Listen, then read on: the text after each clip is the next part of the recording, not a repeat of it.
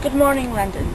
After the fire of 1212, which has destroyed 30,000 people, we would have thought that all Londoners would have learned from their carelessness or mistakes. Not so. This great fire of 1664 has destroyed 6 people because of Thomas Fariner. So, Thomas, what do you have to tell us? I am very, very, very sorry and ashamed of this whole matter. I have their consequences too. My maid lost her life and I lost everything. My house, my business, and the king's trust in me as a baker. Right now I am staying at a friend's house with my other family members while looking for another alternative. Have they been pointing fingers at you? Oh no, they have been very kind and understanding, but I guess some of them are angry, but they just don't want to show it. But I'll help in any way I can to rebuild the city of London, and I want to make ends meet. Thank you, Thomas. Now we have here Samuel Pepys, who had witnessed the fire from the other side of the river. So, Samuel, when did you realize that there was this fire burning? It was probably in the middle of the night. One of my maids woke me up to tell me that she saw a great fire in the city. It was only when I looked out my window that I saw how massive the fire really was. Do you think there was something that could stop the fire from spreading? That's a very good question. I don't think so, but I think we can learn from it.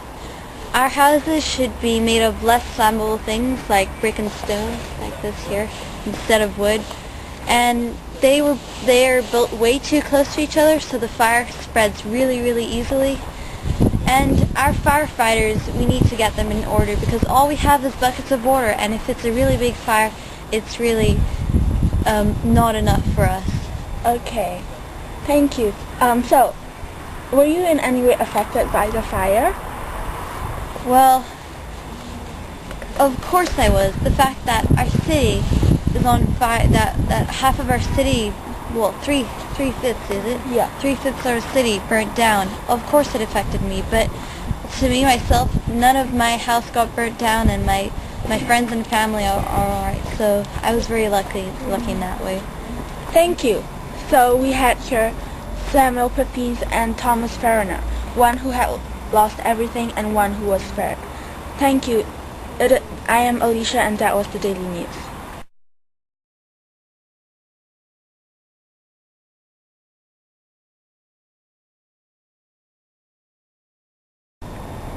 50 years ago, London was a medieval city with houses made out of hard-packed clay and timber, and the streets were very narrow. And the summer of 1666 had been very, very hot and dry. There wasn't enough water to put a fire out, and the air was dry and dusty. So a fire could have started at any moment. And one night in September, a little spark flew through the air and put fire on a little house, the Pudding Lane Bakery. The fire grew and grew. In 3 days, 5/6 of the city of London had been burnt down. But on the 4th day, the fire started to go back. In the afternoon of the 5th day, the fire was out.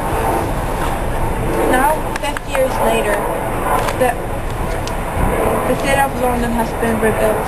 I'm here today to interview a citizen of London who helped rebuilding it, and Christopher Wren here.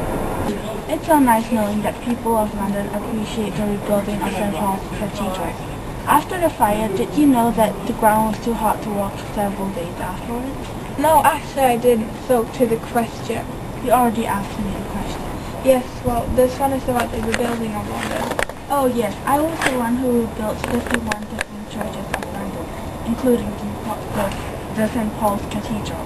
You just led me to my question. I was going to ask you, why did you decide to rebuild St. Paul's Cathedral? Oh, because I thought the architecture was so nice and that people appreciate it a lot. So I thought it was kind of pity to see it go down and I would see it again. And now you wouldn't see the difference because now it's on the same position and exactly how it was before the fire. Thank you so much for that, Christopher Wren. So now I'm going to interview a citizen of London who helped rebuilding the city. Hello, Joanna. So, the city has improved since the fire. Yes, I most certainly do. What we realized looking back then was that the houses were built way too close to each other, which meant that if one house caught on fire, all the others caught on fire really quickly, and the fire would just spread that way.